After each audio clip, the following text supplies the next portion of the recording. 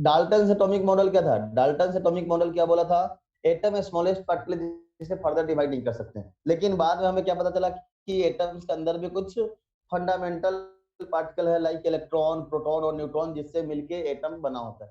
ठीक सर है, कैमरा तो सीधा कर इसीलिए लीजिए।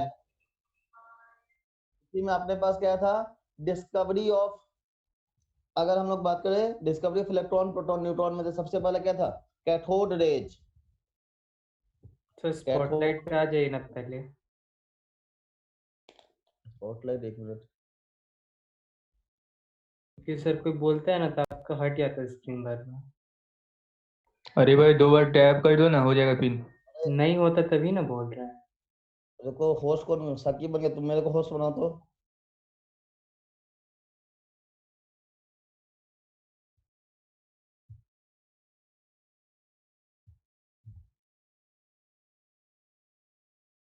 चलो हो गया। कैमरा सही है क्या उल्टा है? घूमा हुआ है। सर ठीक है सर। चलिए चलिए चलो। तो अगर हम बात करें कैथोड रेज का, ठीक है, एक्सक्यूज मी, ठीक है, तो कैथोड रेज के लिए क्या किया था? सबसे पहले एक डिस्चार्ज ट्यूब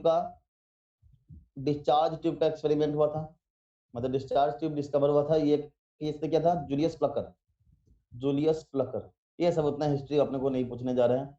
तो उन्होंने क्या बोला था? एक डिस्चार्ज ट्यूब लिया था जिसके अंदर ऑलमोस्ट वैक्यूम था, यानी कि प्रेशर जो था 10⁻⁴ to 10⁻⁵ ATM. 10⁴ to 10⁻⁵ ATM, that means क्या बोलोगे? ऑलमोस्ट वैक्यूम था। इसे काफी हाई पोटेंशियल,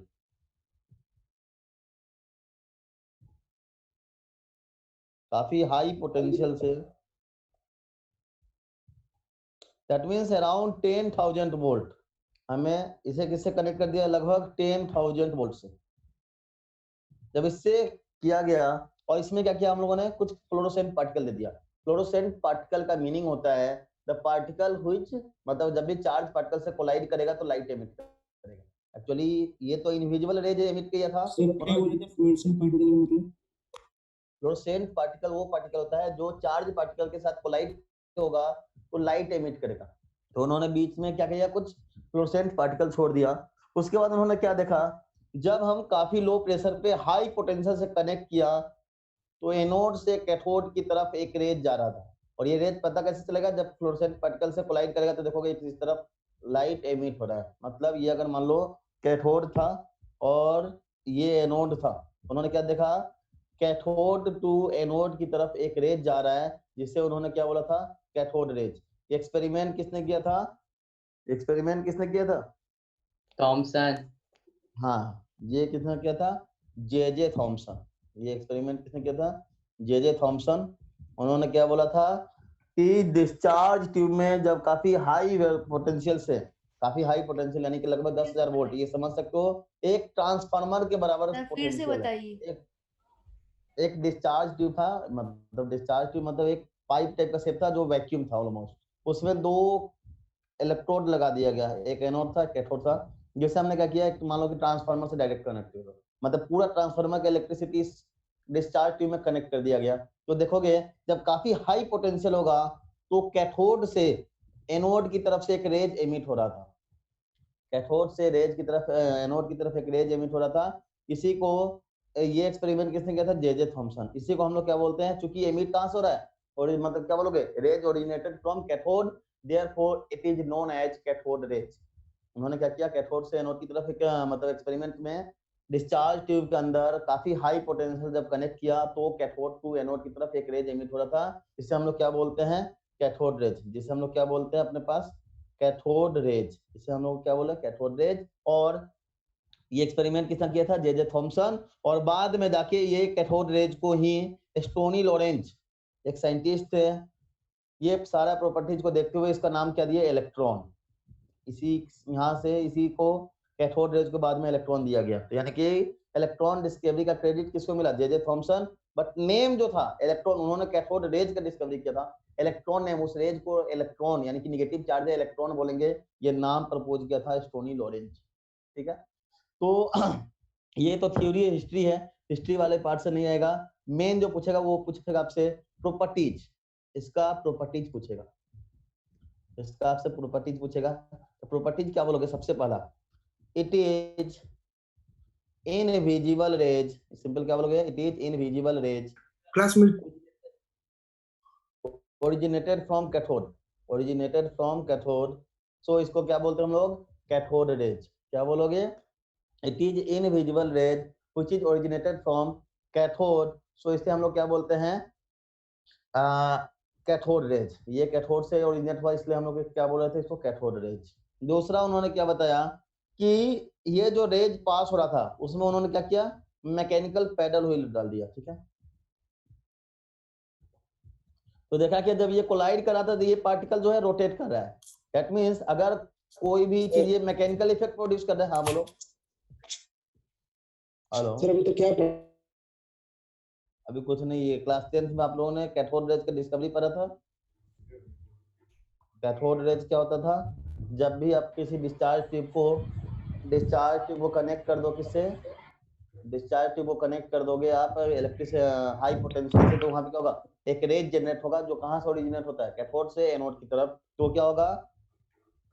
जब इसमें पैरेलल व्हील कनेक्ट कर दिया गया तो पैरेलल व्हील क्या कर रहा था? ये कोलाइड होके रोटेट कर रहा था। दैट मींस जैसे मान लो कि हम लोग कोई भी पार्टिकल को अगर रोटेट कर पा रहा है, दैट मींस इसमें क्या बोलोगे? इसमें कुछ मास होगा। इसमें क्या बोलोगे? कुछ मास प्रेजेंट होगा। इसमें क्या बोलोगे? कुछ मास प्रेजेंट होगा। इसलिए हम लोग क्या बोलते हैं? Cathode rays rotates the mechanical paddle wheel, that means it represents that क्या होगा? Cathode rays has some mass. तो यहाँ से पता चला उसमें कुछ मास पार्टिकल भी है। दूसरा उन्होंने क्या किया? बीच में सर अभी तक कितना पढ़ा है? ये बस इंट्रोडक्टरी ही चल रहा है, इंट्रोडक्शन ही चल रहा है। ठीक है, कैथोड रेज का डिस्कवरी आप लोगों ने क्लास 10th में पढ़ा होगा ना।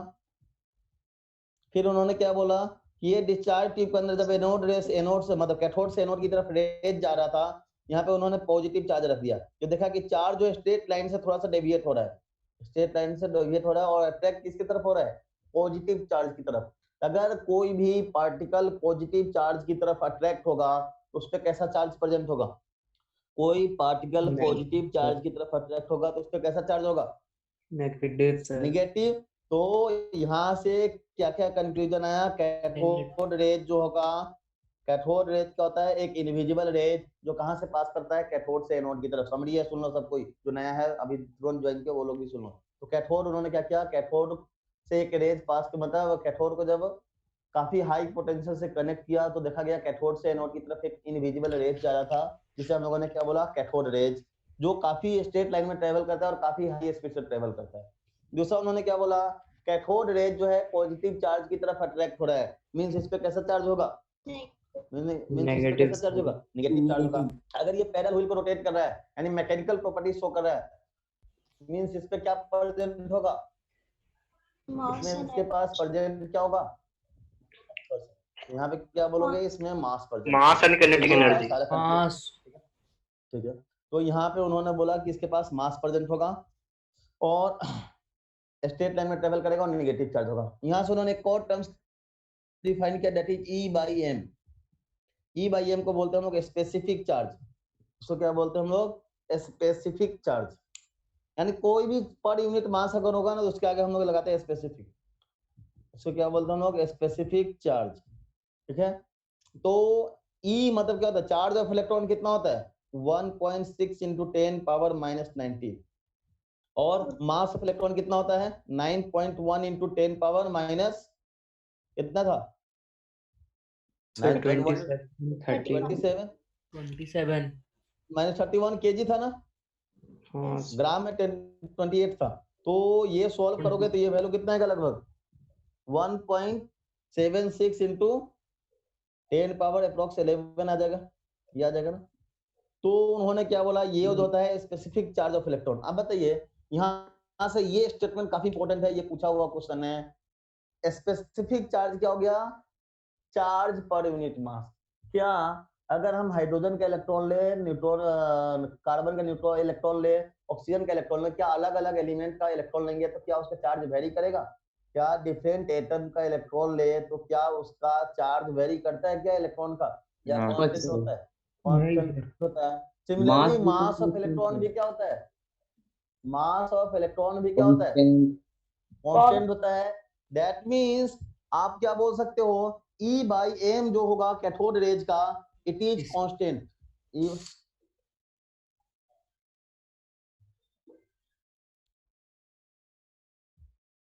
E/m रेशियो जो होगा वो क्या होगा, कांस्टेंट प्रॉपर्टीज होगा। यानी सिंपली क्या बोलोगे, specific charge remain constant, it is independent from the nature of atoms. अलग अलग एटम्स के लिए E/m वेरी नहीं करता है, ये चीज याद रखना। कैथोड रेज का E/m कांस्टेंट होता है, चाहे कोई भी एटम लो, कोई भी एलिमेंट लो, कोई भी गैस लो, ये कांस्टेंट रहता है। क्लियर? प्रोटॉन का भी सर ऐसा होता है क्या?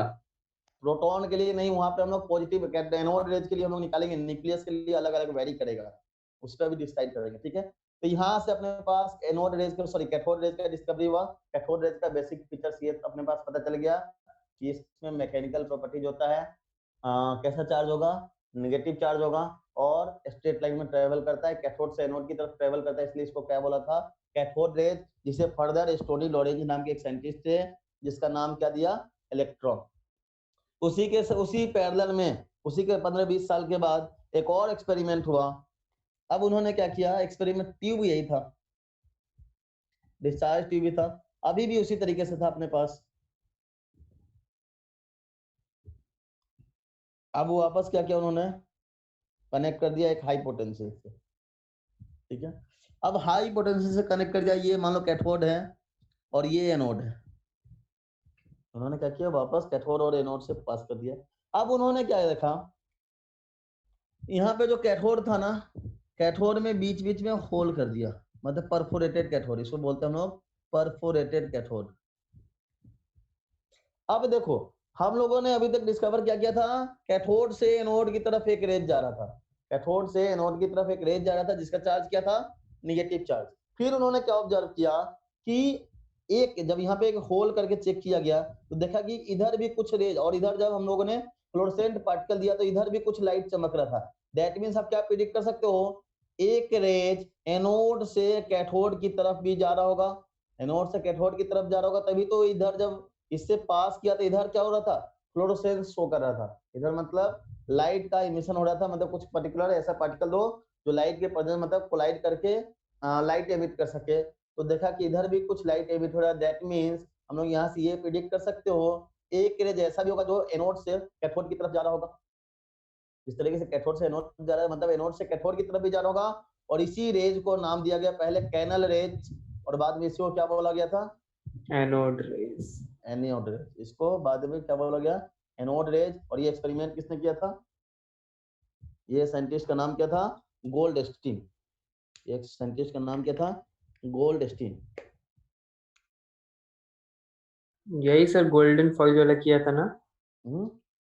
नहीं, Goldstein and Rutherford and Goldstein. Goldstein जो वापस था प्रोटॉन नेम था, और रदरफोर्ड एक्सपेरिमेंट था। ये रदरफोर्ड और गोल्डस्टीन दोनों को इक्वल क्रेडिट मिला था, रदरफोर्ड एंड गोल्डस्टीन। ये एक्सपेरिमेंट करके बाद में पता चला ये एनोड रेज है। सिमिलरली इस पे भी चेक किया गया, जैसे हम लोगों ने कैथोड रेज पे चेक किया था, तो यहाँ पे क्या पता चला, ये भी एक क्या होता है, ओरिजिनेट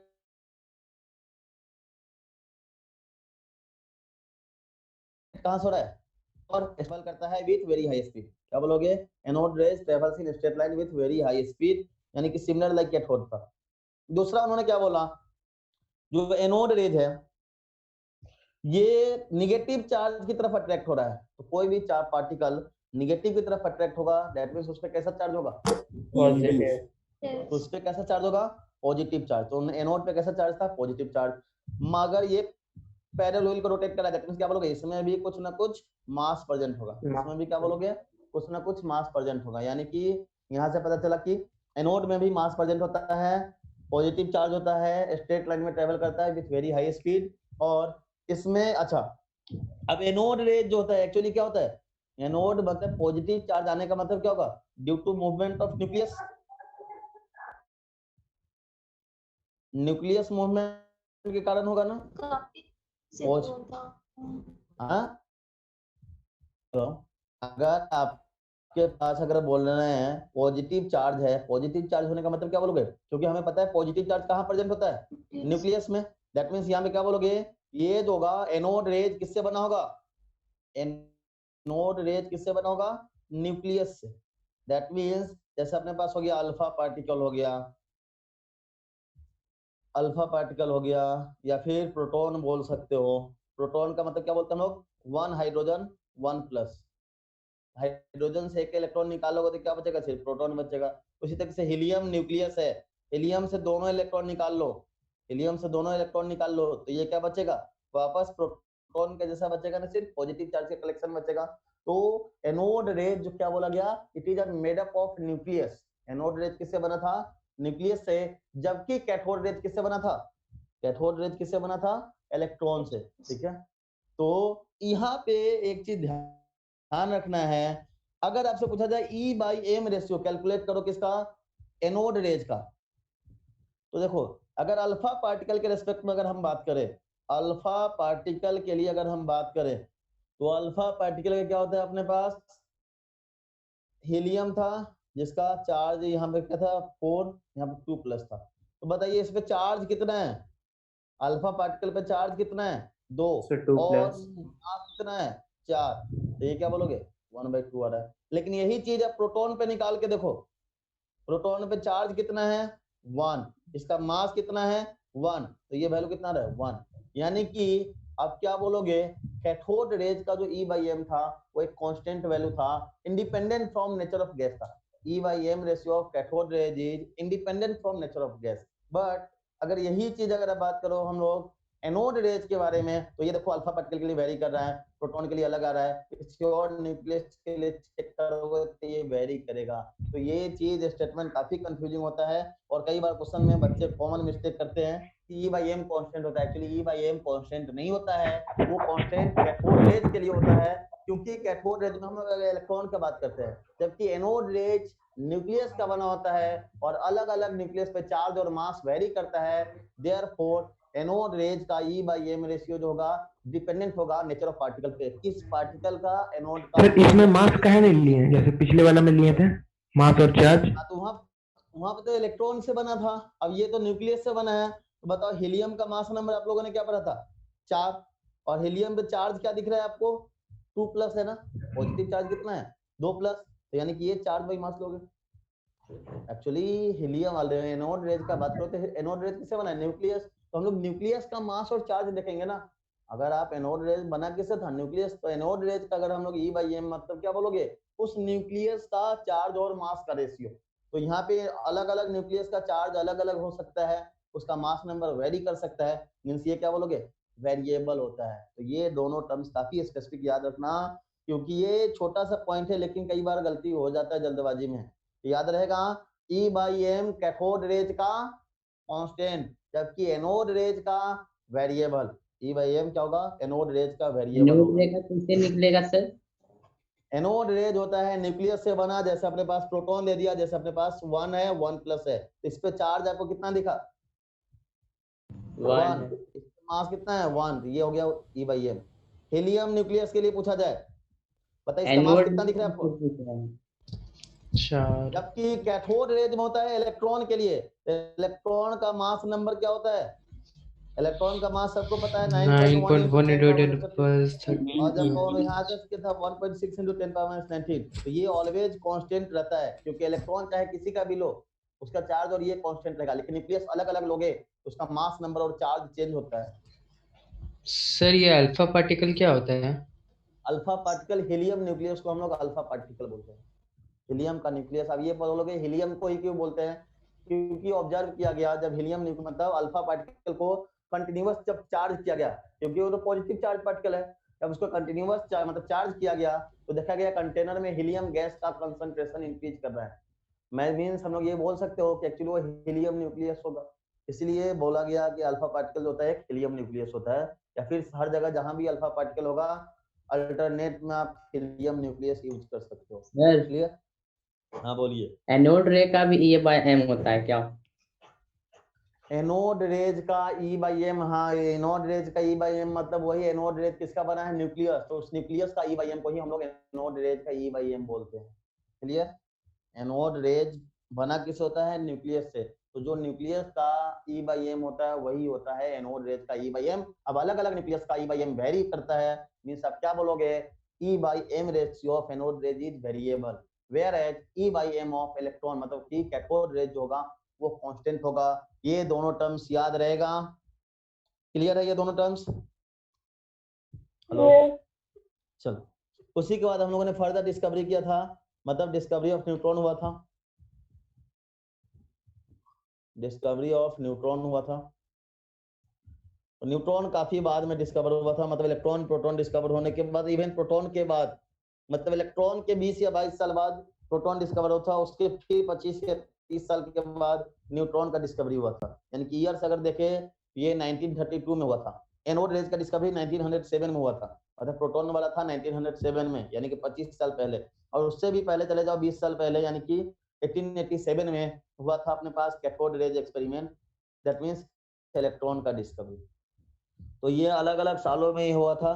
तो डिस्कवरी ऑफ न्यूट्रॉन में उन्होंने क्या चेक किया, ये किया था कि साइंटिस्ट ने जे चैडविक, जेम्स चैडविक, जे नहीं, जेम्स चैडविक, ये साइंटिस्ट के नाम अपने टेस्ट के लिए तो उतना इम्पोर्टेंट नहीं है ना, लेकिन अगर फ्यूचर में कोई एनडीए वगैरह एग्जाम दो तो उस समय ये सब पूछ लेता है, ठीक है।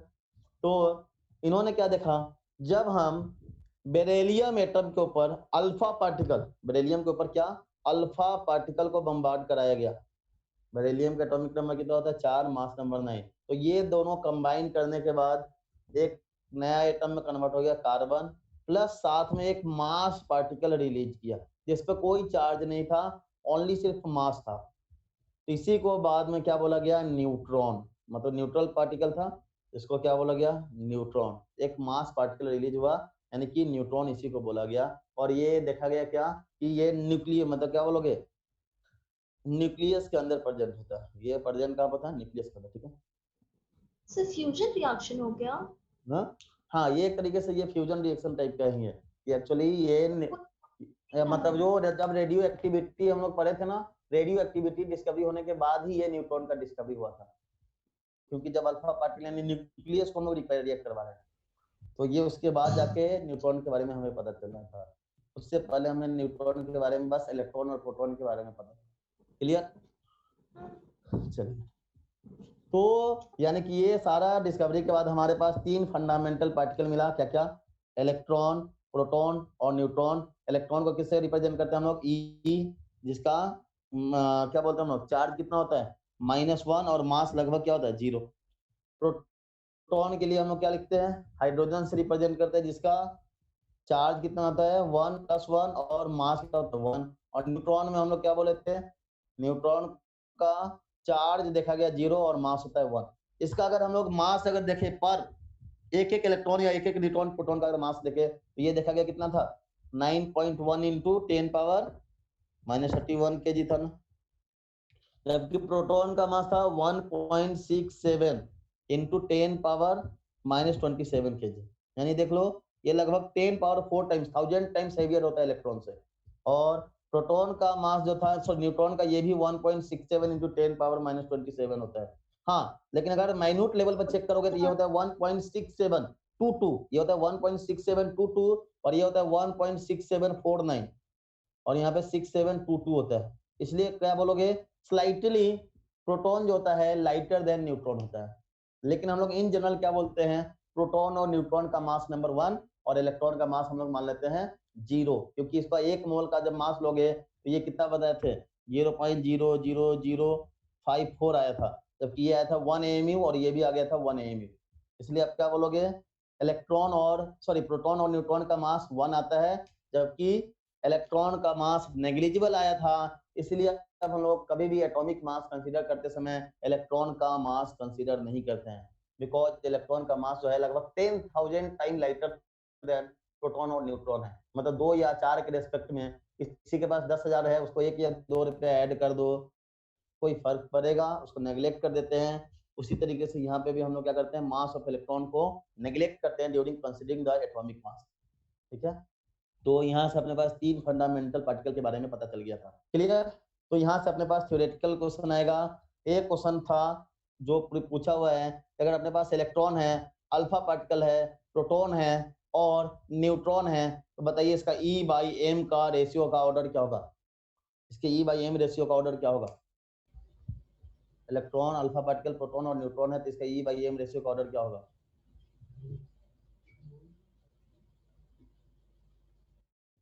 अभी तो बताए थे, इसमें क्या बोलोगे? 1.6 × 10⁻⁻19 बाई क्या था? NeP alpha. देखो न्यूट्रॉन में तो जीरो अच्छा। आएगा क्योंकि इसका मास क्या था, मतलब चार्ज क्या था? 0 और मास था 1, यानी 0/1 रखो, तो यानी सबसे पुअर किसका था? न्यूट्रॉन का। उसके बाद प्रोटॉन का आया था, अल्फा पार्टिकल का कितना आया था? अल्फा पार्टिकल हीलियम न्यूक्लियस था 2+ और 4, तो इसका कितना आया था? 2/4, यह था 1/2। अल्फा पार्टिकल, फिर प्रोटॉन और सबसे ज्यादा इलेक्ट्रॉन, यानी देखोगे E/m जो होता है सबसे ज्यादा कैथोड रेज का होता है।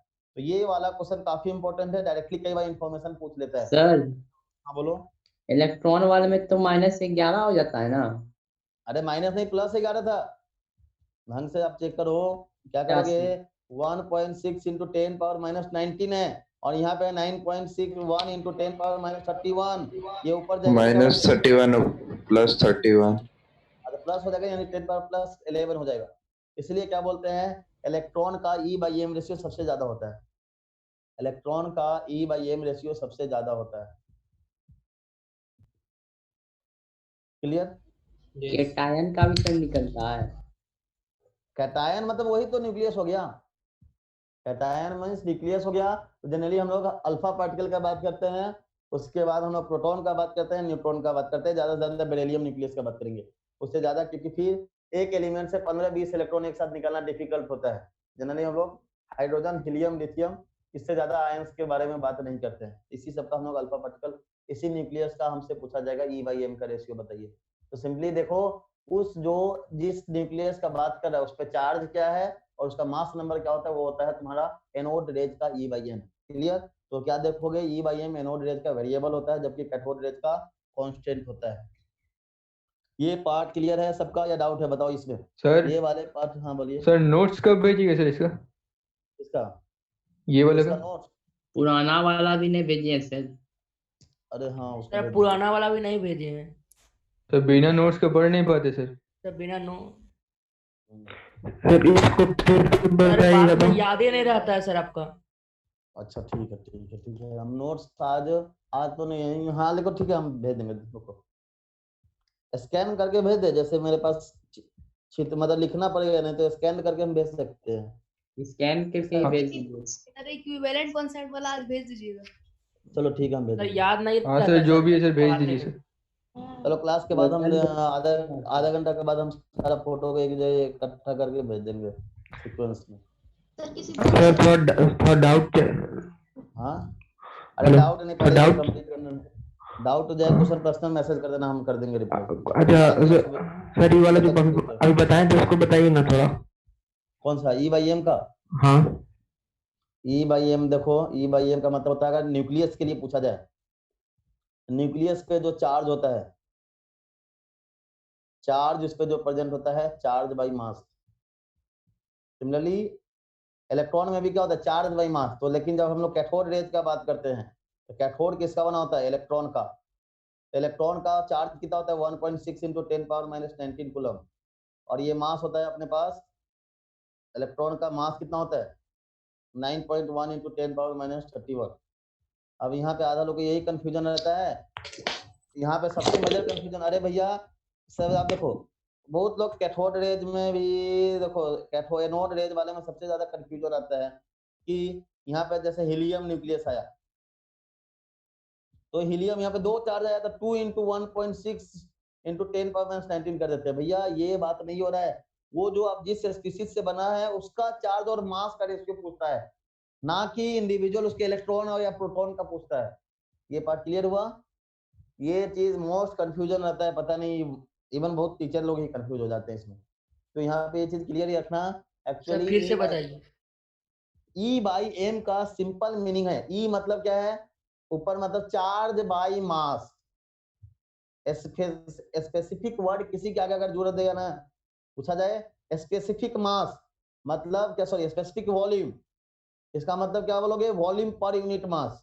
Specific temperature, temperature per unit mass. Specific density, density per unit mass. उसी तरीके से स्पेसिफिक चार्ज का मीनिंग क्या बोलोगे, चार्ज बाई मास होता है। क्या बोलोगे, चार्ज बाई मास होता है।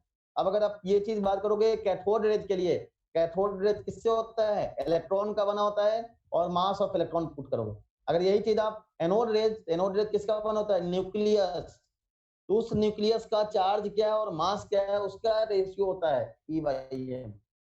और न्यूक्लियस से बनना है, न्यूक्लियस चार्ज और क्लियर, ये नहीं कि इलेक्ट्रॉन का चार्ज का नॉट बाई तब तो मास सर होता है। प्रोटॉन ये का ही चार्ज आएगा ना, इलेक्ट्रॉन के लिए हाँ? तब तो सर न्यूक्लियस वाले प्रोटॉन का चार्ज आएगा। प्रोटॉन का चार्ज नहीं, यही फिर बार में यही बोला कंफ्यूजन। मतलब बोला कि जाए प्रोटॉन का निकालो, तो प्रोटॉन बना किससे है, हाइड्रोजन न्यूक्लियस से ना। एक्चुअली इसका बना है। अब इस न्यूक्लियस में चार्ज क्या दिख रहा है आपको, इस न्यूक्लियस पे चार्ज क्या दिख रहा है, +1। क्या दिख रहा है, +1। ये 1/1 होता है, ठीक है, ये होता है 1/1। क्लियर। उसी तरीके से अगर बोला जाए हीलियम न्यूक्लियस, मतलब क्या होगा, हीलियम-2+, इसका मास नंबर 4 है, तो क्या बोलोगे, चार्ज कितना है 2, मास कितना है 4। तो ये प्रॉपर्टीज याद रखिएगा। और क्या होगा, ये जो था क्वेश्चन n फिर किसका होता है, अल्फा पार्टिकल का, फिर होता है प्रोटॉन का, और सबसे ज्यादा होता है इलेक्ट्रॉन। तो ये वाला क्वेश्चन डायरेक्टली पूछा हुआ, ये एडवांस का क्वेश्चन था, ये बेवकूफ जैसा क्वेश्चन, ठीक है। तो एडवांस को हल्का नहीं लेना है, कोई ज्यादा भारी चीज नहीं है, रहता है बस। हाँ चलो, तो ये पार्ट क्लियर है। तो हमारे पास बेसिक फंडामेंटल पार्टिकल था, इलेक्ट्रॉन, प्रोटॉन, न्यूट्रॉन, इसके बारे में बेसिक। और आई थिंक ये सारा पार्ट आप लोग क्लास 10th में भी एक बार पढ़े होंगे, क्योंकि ये 9th में भी ये कैथोड रेज, एनोड रेज क्या था, ये सब पढ़ा होता है। ये सब शायद आप लोग पहले भी थोड़ा बहुत बेसिक आइडियाज होगा आपके पास। अब आते हम लोग different atomic model, different atomic model, different atomic model. तो सबसे पहला जो मॉडल आया था वो था जे थॉमसन ने एक्सपेरिमेंट किया था अपना कैथोड रेज के बाद। उन्होंने बोला था, उन्होंने अपना मॉडल भी प्रपोज किया था, थॉमसन्स मॉडल बोला था उन्होंने। तो आप लोग क्लास 10 में पढ़ोगे प्लम पुडिंग मॉडल या फिर वाटरमेलन मॉडल। उन्होंने क्या बोला था, एटॉमिक स्फीयर के जैसा होगा और बीच बीच में कहीं कहीं पे निगेटिव चार्ज प्रेजेंट होगा, और ये जो होगा ये होगा पॉजिटिव चार्ज होगा, यूनिफॉर्मली डिस्ट्रीब्यूटेड। पॉजिटिव चार्ज होगा और यूनिफॉर्मली डिस्ट्रीब्यूटेड होगा, यूनिफॉर्मली डिस्ट्रीब्यूटेड। ये क्या होगा, यूनिफॉर्मली डिस्ट्रीब्यूटेड। मींस आप लोगों ने तरबूज देखा है ना, तरबूज में जैसे रेड फ्लेक्स क्या होता है, पूरा तरबूज के अंदर डिस्ट्रीब्यूटेड होता है, और कहीं कहीं पे ब्लैक सीड प्रेजेंट होता है। तो उसी तरीके से उन्होंने बोला कि एटम जो होता है ना, एक्चुअली इसी टाइप का कुछ मॉडल होता है, जहां पे रेड फाइब्रस पार्ट जो होता है पॉजिटिव चार्ज को रिप्रेजेंट करता है। रेड फाइब्रस पार्ट किसको रिप्रेजेंट करता है, पॉजिटिव चार्ज को, और जो रेस्ट पार्ट है वो रिप्रेजेंट करता है यूनिफॉर्मली डिस्ट्रीब्यूटेड पॉजिटिव चार्ज। ये था उनका एटॉमिक मॉडल। लेकिन आप लॉजिकली सोच के देखो, क्या ये एटॉमिक मॉडल पॉसिबल है? इस मॉडल को देख के आप पहले ये बता सकते हो कि ये न्यूट्रल है या पॉजिटिव है या निगेटिव चार्ज है। इस मॉडल का सबसे मेजर ड्रॉबैक कि आप ये देख के ये प्रिडिक्ट कर सकते हो कि ये पॉजिटिव चार्ज है या निगेटिव न्यूट्रल एटम है या फिर न्यूट्रल एटम है। यहाँ से पहले हम लोग चार्ज ऑफ एटम के बारे में प्रिडिक्ट कर सकते हैं क्या? नहीं सर। तो सबसे बड़ा मेजर ड्रॉबैक तो यही आ गया। तो हम लोग यहाँ से देख के यही नहीं बता सकते कि एटम अपना न्यूट्रल है या पॉजिटिव चार्ज है या निगेटिव चार्ज है। दैट मीन्स पॉजिटिव आयन है, निगेटिव आयन है या न्यूट्रल, ये प्रिडिक्ट नहीं कर सकते। इसलिए ये पूरा मॉडल को उनका बर्बाद कर दिया गया, मतलब डिस्ट्रॉयड, मतलब बेवकूफी था, जो कि हम लोग रिजेक्ट कर दिए। ठीक है, चलिए, तो ये था उनका पहला एक्सपेरिमेंट, पहला ट्राई किया कि एटम को डिस्क्राइब करने का, पर नाकामयाब रहे। उनके नाकामयाबी को देखते हुए रदरफोर्ड ने दूसरा एक्सपेरिमेंट किए थे। Rutherford experiment. लाइट कम आ रहा है सर। हाँ यार, लाइट कट गया। उसका ड्रॉबैक क्या था सर? ड्रॉबैक ये था कि उस मॉडल को देख कर आप ये प्रिडिक्ट नहीं कर सकते कि वो एटम न्यूट्रल है या पॉजिटिवली चार्ज है या निगेटिवली चार्ज है। इसके बारे में कुछ प्रिडिक्ट कर सकते हो? नहीं ना। ये उनका सबसे मेजर ड्रॉबैक और लास्ट ड्रॉबैक था, फर्स्ट और लास्ट। मतलब यही चीज हम लोग नहीं बता सकते कि एटम न्यूट्रल है या पॉजिटिव है, इसलिए ये मॉडल को रिजेक्ट कर दिया गया। उसके बाद आप लोगों ने रदरफोर्ड एक्सपेरिमेंट यानी अल्फा पार्टिकल स्कैटरिंग एक्सपेरिमेंट, ये आप लोगों ने क्लास 10th में पढ़ा होगा, 10th में या 9th में, अल्फा पार्टिकल स्कैटरिंग एक्सपेरिमेंट ये पढ़ा है आप लोगों ने? हाँ सर। इसमें क्या होता था? हाँ सर। इसमें क्या था, उन्होंने क्या बोला था? एक न्यूक्लियस है, एक न्यूक्लियस था, तो उन्होंने क्या बोला था कि अल्फा पार्टिकल को हम जब न्यूक्लियस इसके तरफ बम्बार्ड करेंगे तो देखोगे most of the alpha particle क्या हो रहा था? सीधे पार हो जा रहा था। सीधा पार होता था स्ट्रेट लाइन में, और कुछ अल्फा पार्टिकल थोड़ा सा डेविएट हो रहा था, ये था ना, सम अल्फा हाँ particle will sir. Deviate with some angle, और कुछ पार्टिकल वेरी रेयर पार्टिकल जो होगा वो वापस उसी लाइन में रिटर्न हो जाता था, जिस लाइन में जा रहा था उसी लाइन में 180 डिग्री रिटर्न होता था। मतलब वेरी फ्यू पार्टिकल्स क्या बोले थे, उसी लाइन में 100% रिटर्न हो तो जाए। वापस बोलिए ना ठीक से sir. Alpha Rutherford alpha particle experiment class 10th में आप लोगों ने पढ़ा है। वो क्या था कि जब हम लोग अल्फा पार्टिकल को किसी भी एटम के न्यूक्लियस की तरफ या किसी भी एटम पे बम्बार्ड करते थे, उन्होंने गोल्ड फॉइल पे किया था। पहले उनका जो एक्सपेरिमेंट था वो स्पेशली किस पे था? गोल्ड फॉइल पे। गोल्ड फॉइल पे जब उन्होंने बम्बार्डिंग किया, उन्होंने क्या ऑब्जर्व किया? Most of the alpha particle passed in straight line. Second उन्होंने क्या बोला? सम पार्टिकल मतलब हाँ क्या बोले? हेलो सर बॉम्बार्डिंग मतलब बॉम्बार्डिंग छोड़ दिया। बॉम्ब के जैसे छोड़ दिया। मतलब बॉम्बार्डिंग मतलब क्या होता है? उसकी तरफ एक तरफ से छोड़ना, छर्रे की जैसे, मतलब ये जैसे ही होता है ना। ये रेज ऑफ हाँ मतलब ये जैसे होता है ना, एकदम सडन से एकदम एक साथ, मतलब लाइन से एकदम बौछार कर दें, ठीक है। मतलब अल्फा पार्टिकल का मतलब अल्फा पार्टिकल गन था जहां से बहुत सारा अल्फा पार्टिकल को एक साथ रिलीज कर दिया, ठीक है। मतलब जैसे क्या चीज को बॉम्बार्डिंग किया गया? किसी गोल्ड फॉइल, गोल्ड का फॉइल था, मतलब गोल्ड एटम का था। कैथोड रेज को क्या गया? नहीं, अल्फा पार्टिकल को क्या देखो उन्होंने तो क्या इसमें किया? अल्फा पार्टिकल कौन से है सर? अल्फा पार्टिकल ये जो रेज जो जा रहा था ना, ये जैसे मान लो कि एटम न्यूक्लियस है, ये जो मान लो कि तुम्हारे पास एटम था, ये एटम की तरफ ये अल्फा पार्टिकल था, यहाँ पे कुछ पार्टिकल था, कोई गन था जहां से अल्फा पार्टिकल रिलीज होता है। मान लो अल्फा पार्टिकल गन है जहां से बहुत सारा क्या बोलोगे, कंटिन्यूअस अल्फा पार्टिकल, जैसे मशीन गन होता है ना, बहुत सारा बुलेट, उसी तरह से सडन से हम लोग धराधर बहुत सारा रेज एक साथ इमिट किए इसके तरफ। तो देखा क्या, मोस्ट ऑफ द रेज जो था वो स्ट्रेट लाइन में पास कर रहा था बिना डेविएट हुए, लेकिन कुछ पार्टिकल जो था जा रहा था थोड़ा सा डेविएट हो रहा था, मतलब जाके ओरिजिनल पार्ट से थोड़ा सा डेविएट था, और कुछ पार्टिकल गया वापस उसी लाइन में रिटर्न हो गया, जिस लाइन से जा रहा था उसी लाइन में रिटर्न हो गया, जिस लाइन पे जा रहा था उसी लाइन में रिटर्न हो गया, ठीक है। इसी को बोलते हैं हम लोग अल्फा पार्टिकल स्कैटरिंग एक्सपेरिमेंट। तो क्यों ऐसा हो रहा था सर? चलो, तो ये एक्सपेरिमेंट के बेसिस पे उन्होंने कंक्लूजन प्रेडिक्ट किया कि देखो most of the particle straight line में ट्रेवल कर रहा है। दैट मींस उन्होंने क्या बोला, अगर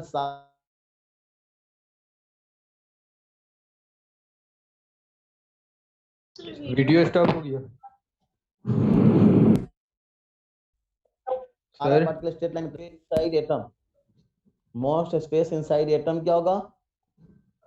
वेकेंट होगा सर। वेकेंट होगा, मतलब खाली जगह होगा, मतलब एटम के अंदर मैक्सिमम स्पेस जो होगा वो खाली होगा, ठीक है। कुछ पार्टिकल, हाँ बोलो सर यहाँ पे फिर से बोलिए ना, कट गया था सर आपका। अगर स्ट्रेट लाइन,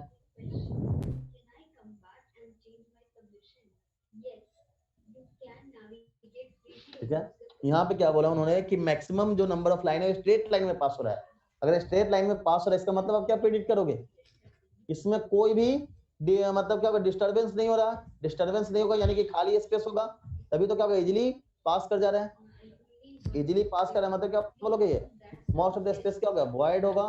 तो उन्होंने पहला क्या बोला, एटम के अंदर मैक्सिमम जो पार्ट होता है वो खाली स्पेस होता है, हल्ला नहीं करना। मैक्सिमम स्पेस क्या होता है, खाली स्पेस। उसके बाद उन्होंने क्या बोला, देखो कुछ पार्टिकल क्या हुआ था, वापस Deflect हो गया।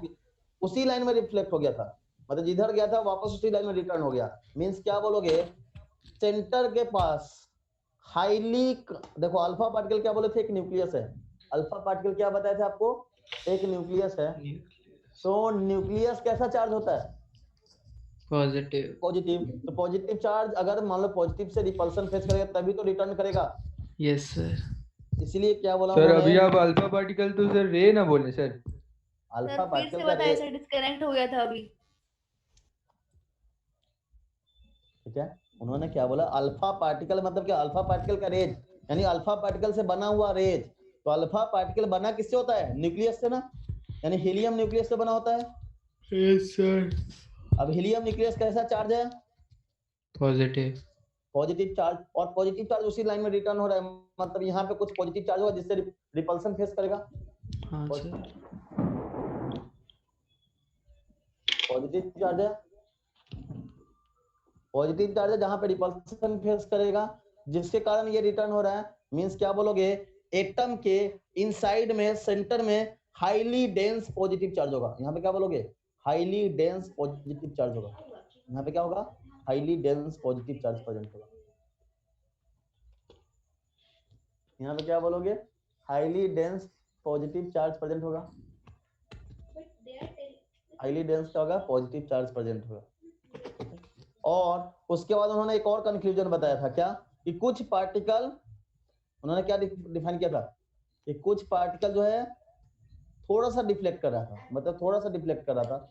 मींस यहाँ से ये बोल सकते हो कि जैसे मान लो यहाँ पे न्यूक्लियस है, यहाँ पे इलेक्ट्रॉन रिवॉल्व कर रहा होगा, तो जो पार्टिकल इलेक्ट्रॉन के क्लोज से जाएगा इलेक्ट्रॉन की तरफ अट्रैक्ट होगा, क्योंकि हीलियम न्यूक्लियस कैसा था, हीलियम न्यूक्लियस कैसा था, पॉजिटिव चार्ज, और सर ये इधर फिर से डेविएट हो रहा है। बताइएगा। उन्होंने क्या बोला कि कुछ पार्टिकल जो है स्ट्रेट लाइन में आएगा, थोड़ा सा डिफ्लेक्ट हो रहा है, स्ट्रेट लाइन में आ रहा है, थोड़ा सा डिफ्लेक्ट हो रहा है। दैट मींस ये क्या बोलोगे, यहाँ पे अगर इलेक्ट्रॉन होगा तभी तो ये पॉजिटिव चार्ज इसकी तरफ अट्रैक्ट होगा, जिसके कारण स्ट्रेट लाइन के बजाय थोड़ा सा डिफ्लेक्टेड पाथ में जा रहा है, स्ट्रेट लाइन के बजाय थोड़ा सा डिफ्लेक्टेड में जा रहा है। दैट मींस क्या बोलोगे, यहाँ पे कुछ ना कुछ मतलब नेगेटिव चार्ज पार्टिकल होगा, क्योंकि अल्फा पार्टिकल तो पॉजिटिव चार्ज था, अल्फा पार्टिकल क्या था, पॉजिटिव चार्ज। यानी कि ये सारा कंक्लूजन के बेसिस पे उन्होंने एटम का एक न्यू मॉडल डिस्क्राइब किया, दैट इज कि एटम के सेंटर में एक न्यूक्लियस होगा, उसके चारों तरफ इलेक्ट्रॉन जो होगा रिवॉल्व कर रहा होगा, उसके चारों तरफ क्या होगा, इलेक्ट्रॉन रिवॉल्व कर रहा होगा, उसके चारों तरफ क्या बोला उन्होंने, इलेक्ट्रॉन रिवॉल्व कर रहा होगा। और न्यूक्लियस पॉजिटिव चार्ज होगा, इसलिए क्या बोल रहे थे, न्यूक्लियस रिटर्न हो रहा था, यहाँ पे अल्फा पार्टिकल रिटर्न हो रहा था, और इलेक्ट्रॉन डेविएट हो रहा था। दैट मींस चारों तरफ से इलेक्ट्रॉन रिवॉल्व कर रहा होगा, और बाकी जो स्पेस बचा है एटम के अंदर वो क्या होगा, वैकेंट होगा, यानी कि वॉइड होगा, मतलब वहां पे कुछ नहीं होगा, खाली है, इसलिए most of the line straight line में पास कर रहा था। ये कंक्लूजन था रदरफोर्ड एटॉमिक मॉडल का। तो उन्होंने एक नया मॉडल प्रपोज किया, वो ये कि एटम में क्या होगा, इनसाइड में एक न्यूक्लियस होगा, इसके चारों तरफ से इलेक्ट्रॉन रिवॉल्व कर रहा होगा। ये सर एटम इसके साथ किया था वो। हाँ, मतलब अल्फा पार्टिकल के मतलब एटम के फॉइल पे अटैक, मतलब क्या हुआ, कंटिन्यूअस ये बम्बार्ड किया गया और फिर उसका डेविएशन को ऑब्जर्व किया। ठीक है, 1 मिनट वेट करना था।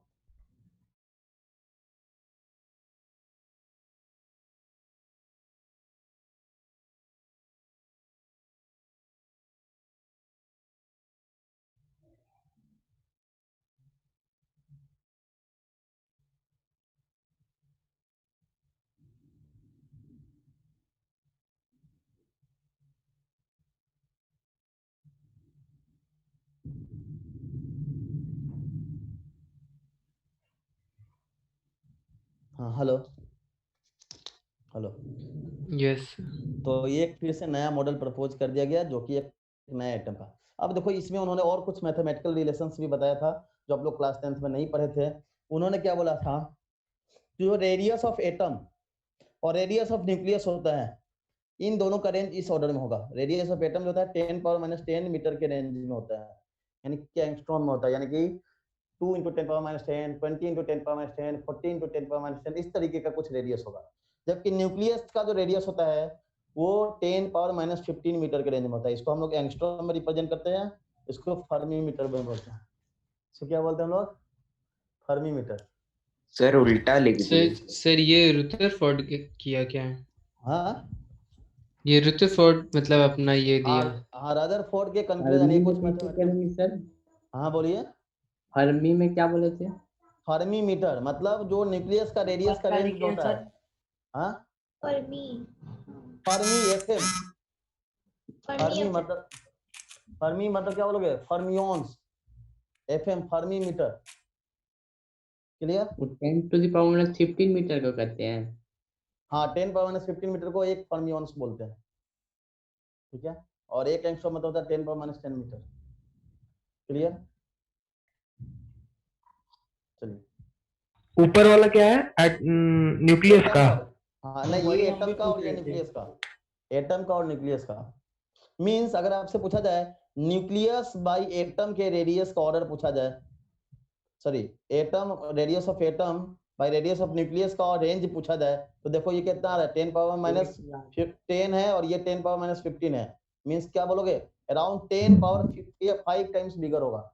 मींस अगर लॉजिकली आप ऐसे समझ लो कि अगर न्यूक्लियस का डायमीटर 1 मीटर होता, न्यूक्लियस का रेडियस अगर 1 मीटर हो जाए तो ये कितना हो जाएगा 1 लाख मीटर। मतलब ऑर्बिट का रेडियस कितना हो जाएगा 1 लाख मीटर। आप समझ सकते हो कि बीच में कितना स्पेस होगा। आप यहाँ से देखो ये तो उतना बड़ा होता नहीं है लेकिन आप यहाँ से इमेजिन कर सकते हो कि most of the space vacant क्यों था। क्योंकि सिंपली देखोगे दोनों के रेडियस में 10⁻5 टाइम्स का डिफरेंस है।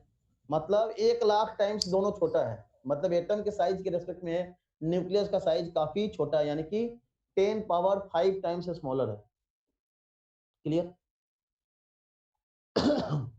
उसके बाद उन्होंने एक और प्रपोज किया था किसी भी ऐसा तो सिर्फ गोल्ड के लिए होगा ना? नहीं किसी भी एटम के लिए जनरल फिर उसको जनरलाइज किया गया कि हर एक एटम पे इसी तरीके का ऑब्जर्व किया गया। पहले उन्होंने गोल्ड पे एक्सपेरिमेंट किया फिर उसके बाद अलग अलग एक्सपेरिमेंट भी किया और उसके बाद ये जनरल रिलेशन बताया गया किसी भी एटम के लिए जो रेडियस ऑफ एटम और न्यूक्लियस का जो होता है रेंज 10⁻10 और 10⁻15 होता है यानी 5 टाइम्स का डिफरेंस होता है 10⁻5 टाइम्स का डिफरेंस होता है। क्लियर। उन्होंने एक और जनरल एक्सपेरिमेंटल रिलेशन को इंपेरिकल रिलेशन प्रोड्यूस किया था R = R0 × A⁻1/3। ये जो था रेडियस ऑफ न्यूक्लियस का फॉर्मूला था। ये फॉर्मूला का डेरिवेशन नहीं है ये एम्पिरिकल रिलेशन है। Radius of nucleus empirical relation का मतलब क्लियर है। एम्पिरिकल रिलेशन का मीनिंग ये होता है कि 4-5 एक्सपेरिमेंट करके ऑब्जर्व करो डेटा और उसको एक जनरलाइज फार्मूला बना दो। मतलब एक्सपेरिमेंट करके एक फार्मूला बना दो उस टाइप के फार्मूला को बोलते हैं हम लोग एम्पिरिकल फार्मूला। तो उन्होंने एक एम्पिरिकल रिलेशन मतलब क्या बोलोगे एक एम्पिरिकल रिलेशन दिया था किसी भी न्यूक्लियस का अगर हमें रेडियस निकालना है तो वो हो जाएगा R0 × A⁻। R0 का वैल्यू कांस्टेंट होता है ये आपको क्वेश्चन में गिवन होगा और A इज मास नंबर। ए क्या होता है अपना मास नंबर होता है। तो किसी भी एटम का न्यूक्लियस का रेडियस होता है हाँ ए की पावर में 1/3 है। ए की पावर में 1/3 हाँ यानी क्यूब रूट यानी क्या बोलोगे सिंपली क्यूब रूट को बोलते हैं हम लोग। Sir A mass of atom लिखे हैं क्या? ए जो है मास नंबर है मास ऑफ एटम हाँ मास नंबर। अच्छा यानी कि नंबर अगर पूछा जाए अगर एक एटम का मास नंबर जो है अगर आपके पास 125 है और R0 का वैल्यू अगर आपसे पूछा जाए 1.3 × 10⁻−13 है सेंटीमीटर तो बताइए न्यूक्लियस ऑफ रेडियस क्या होगा मतलब रेडियस ऑफ न्यूक्लियस क्या होगा R0 × 5 So 6.5 × 10⁻10 13. तो इस तरीके से सॉल्व कर लोगे ना तो इस टाइप का बच्चे वाला क्वेश्चन आएगा। और ये पार्ट और बेनिफिट क्या है कि आप लोग यहाँ भी पढ़ोगे क्लास 12 में फिजिक्स में वापस रिपीट होगा ये पार्ट। तो अच्छा सर ये R0 कांस्टेंट है कि सारा एलिमेंट से वैरी करता है? नहीं ये सारा एलिमेंट के लिए वेरी करता है लेकिन वो आपको दिया रहेगा क्वेश्चन में कांस्टेंट नहीं है। अच्छा और ये R0 का रेंज होता है ना 1.1 × 10⁻−13 सेंटीमीटर से लेके 1.414 × 10⁻44 × 10⁻13 सेंटीमीटर के बीच वेरी करता है। ये रेंज में ही लाई करता है लेकिन ये इन दोनों रेंज में लाई करेगा लेकिन ये अलग अलग आइटम के लिए वेरी करता है इसलिए अपने को याद रखने की जरूरत नहीं है। ये डेटा ये आपको क्वेश्चन में गिवन होगा। ये क्वेश्चन में आपको गिवन होगा। सर रिकॉर्डिंग कोई कर रहा है ना सर? हाँ कौन कर रहा था रिकॉर्डिंग? नहीं हो रहा है। हेलो साकिब रिकॉर्डिंग कर रहे थे तो हेलो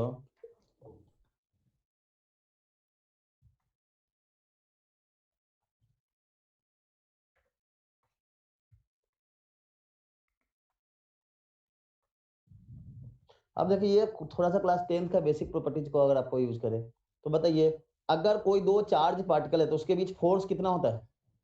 दो चार्ज पार्टिकल के बीच फोर्स क्या होता था? 1/4 pi epsilon not Q1 Q2 by R होता था ना। फोर्स क्या होता था? K Q1 Q2 by R square, ये था ना। या फिर इसी को एक नया नाम दे दिए थे K into Q1 Q2 by R square, जिसमें K का वैल्यू कितना होता था? 9 इंटू 10 पावर 9। K का वैल्यू कितना था? 9 इंटू 10 पावर 9, ये था। चलिए, और दो चार्ज के बीच अगर पोटेंशियल एनर्जी निकालना है तो पोटेंशियल एनर्जी का फॉर्मूला क्या था? K Q1 Q2 by R। ये आप लोगों ने क्लास 10 में पढ़ा होगा, राइट? कि दो चार्ज पार्टिकल के बीच फोर्स होता है K Q1 Q2 by R square, और दो चार्ज पार्टिकल के बीच एनर्जी जो होता है K Q1 Q2 by R होता है। चार्ज पार्टिकल के बीच एनर्जी कितना होता है? K Q1 Q2 by R होता है। ये पार्ट क्लियर है? हाँ सर। चलिए, तो सेकंड लास्ट स्टेप पे सर रुके पोटेंशियल एनर्जी जो था ये था K Q1 Q2 by R। कैसे आया सर? सर के का वैल्यू क्या था? आर स्क्वायर का 9 इंटू 10 पावर 9। 9 इंटू 10⁻⁹। आप लोगों ने क्लास 10th में इलेक्ट्रोस्टैटिक फोर्स पढ़ा होगा ना फिजिक्स में? नहीं सर। नहीं पढ़ा? नहीं। नहीं पढ़ा तो अभी आप, हम लोग तो अभी ज्वाइन किए हैं। हाँ सर। अरे अरे क्लास 10 का बात कर रहे हैं। फिजिक्स पढ़े होगे ना? सर सीबीएसई में शायद नहीं तो याद नहीं, ये कूलम्ब्स लॉ नहीं था। नहीं था सर। कूलम्ब्स लॉ नहीं था। कूलम्ब्स लॉ नहीं था? अरे तुमको फोर्स का पता है, ये कूलम्ब्स लॉ ये नहीं था। वाह, अरे छोड़ो जो भी है। तो डेरिवेशन अभी मतलब मान लो कि दो चार्ज पार्टिकल के बीच में ये फोर्स होता है, ये मान लो कि ये होता है, ठीक है, हम लिख दिए मतलब होता है, ठीक है। अभी टेम्परेरी इतना मान लो, अभी इसके डेरिवेशन में फालतू पागल नहीं होना है। 12th में जब जाओगे तो रोहित सर फिजिक्स में पूरा डिस्क्राइब करेंगे, ठीक है। चलिए, तो तो वीडियो पॉज हो गया सर। वीडियो आपका पॉज हो गया सर।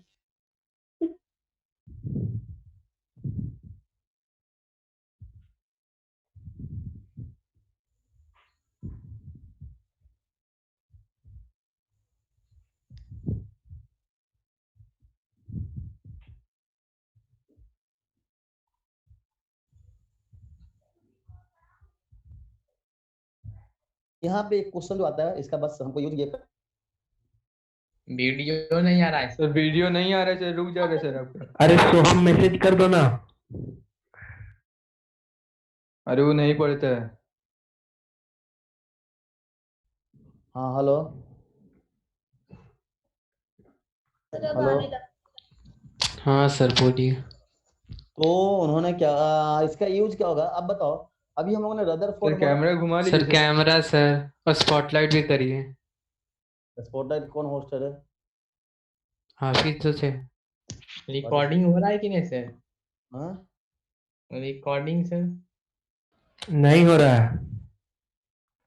कोई कर रहा था ना। नहीं, कहाँ ऑन है? नहीं है। अरे नहीं है, कोई अरे लॉकआउट कोई अपना फोन में बोला कर बोले रहे हैं हैं। सर। चलो इधर आओ। अब बताओ, ये मान लो कि कोई एटम है, ये एटम था ना, और अरे अल्फा वापस से बोलिए ना सर, रुक गया था वीडियो आपका। हाँ देखो, अल्फा पार्टिकल एक्सपेरिमेंट में आपको क्या बताया था कि जब अल्फा पार्टिकल को हम लोग किसकी तरफ, न्यूक्लियस की तरफ बम्बार्ड करते हैं, अल्फा पार्टिकल को हम लोग जब न्यूक्लियस की तरफ बम्बार्ड करते हैं तो क्या बोले थे, कुछ पार्टिकल जो जाता है कि वापस उसी लाइन में रिटर्न हो जाता है, ये बताया था ना कि कुछ यस सर। पार्टिकल जो न्यूक्लियस के सामने से जाएगा अल्फा पार्टिकल वापस रिटर्न हो जाता है अपने ओरिजिनल पाथ में, ये बताया था कि जब अल्फा पार्टिकल को न्यूक्लियस की तरफ करोगे तो कुछ पार्टिकल जो होता है स्ट्रेट वापस उसी लाइन में रिटर्न हो जाता है।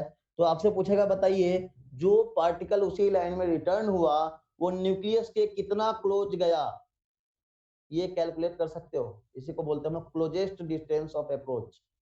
इसको क्या बोलते हैं हम लोग? Closest distance of approach. Closest distance of approach, इसको क्या बोलते हैं, क्लोजेस्ट डिस्टेंस ऑफ अप्रोच, यानी न्यूक्लियस के कितना क्लोज जा रहा है, ये आपको कैलकुलेट करना है। तो ये आप कैसे कैलकुलेट करोगे? हमारे पास मान देखिए यहाँ पे, देखिए यहाँ पे थोड़ा सा आपको मैं इंफॉर्मेशन बता रहा हूँ। मान लो इनिशियली अल्फा पार्टिकल है जो कि इनफाइनाइट डिस्टेंस पे, मतलब काफी लार्ज डिस्टेंस पे है, न्यूक्लियस से काफी लार्ज डिस्टेंस पे है, क्योंकि न्यूक्लियस का साइज काफी छोटा है, आर काफी बड़ा होगा। मतलब अगर ये 10⁻⁻15 है और ये अगर 10⁻5 भी है तो भी बहुत बड़ा नंबर है। तो मतलब इनिशियली काफी हाई डिस्टेंस पे था, और मान लो ये v वेलोसिटी से मूव कर रहा था। Initially alpha particle v velocity से मूव कर रहा था, और मास जो मान लो मास ऑफ अल्फा पार्टिकल का m अल्फा है, मास ऑफ अल्फा पार्टिकल क्या है, m अल्फा है, वेलोसिटी अगर v अल्फा है, तो यहाँ पे आप क्या बोलोगे कि पूरा रिएक्शन के दौरान एनर्जी क्या रहेगा, पूरा प्रोसेस के दौरान क्या बोलोगे, एनर्जी कांस्टेंट रहेगा। कोई भी प्रोसेस में एनर्जी क्या रहता है, कंजर्व रहता है। ये आप लोग फिजिक्स में पढ़े होंगे क्लास 10th में कि energy can neither be created nor be destroyed, energy can neither be created nor be destroyed, ये आप लोगों ने पढ़ा है। हाँ सर। चलिए तो बताइए, यहाँ पे दे रखा है kinetic energy initial, potential energy initial, kinetic energy final और पोटेंशियल एनर्जी फाइनल आपके पास गिवन है। अब बताइए इनिशियल काइनेटिक एनर्जी क्या बोलोगे, अगर इसका m अल्फा था, वेलोसिटी v अल्फा था, तो क्या इनिशियल काइनेटिक एनर्जी क्या बोलोगे, m alpha into v alpha का स्क्वायर लिख सकते हो, kinetic energy m alpha into v alpha लिख सकते हो। Yes sir. अच्छा मान लो ये किसी भी एटम का न्यूक्लियस है, तो एटम के न्यूक्लियस का एटॉमिक नंबर कितना था, जेड, तो इस पे चार्ज कितना प्रेजेंट होगा, प्लस ऑफ जेड ही बोल सकते हो। किसी भी एटम के न्यूक्लियस में यहाँ पे चार्ज कितना होगा, उसको हम लोग प्लस जेड ही बोल सकते हैं। हाँ सर। और अल्फा पार्टिकल किससे बना है, हीलियम से, इस पे चार्ज कितना बोल सकते हो, +2e बोल सकते हो। इस पे चार्ज कितना बोल सकते हो, +2e। तो बताओ यहाँ पे पोटेंशियल एनर्जी क्या लिखोगे, k into 2e into Z ही by R equal to infinity लिख सकते हो। और जब सर वो पार्टिकल हाफ शेल कैसे हुआ सर? अरे हाँ सही। अरे भैया काइनेटिक एनर्जी का फॉर्मूला आप लोगों ने पढ़ा होगा ना, हाफ। हाँ हाँ सर, ऐसे लगा जब बात हाँ। करते।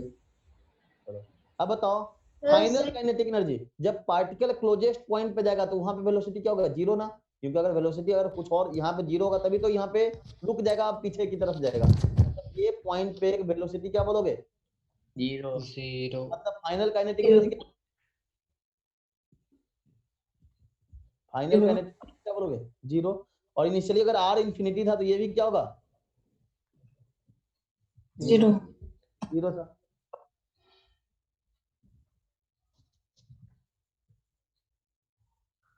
और ये क्या होगा, जीरो जीरो होगा। कैसे हुआ, सर नीचे एनर्जी कैसे निकाले हैं, बताइए तो। जीरो कैसे हुआ सर?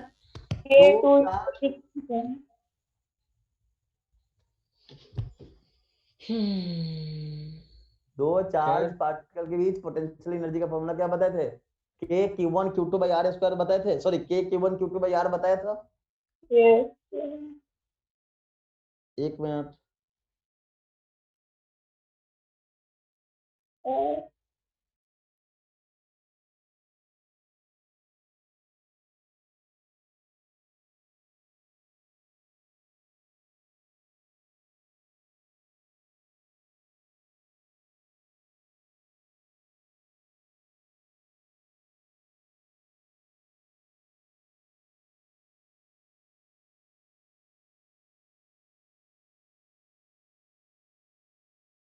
हाँ हेलो, हाँ सर।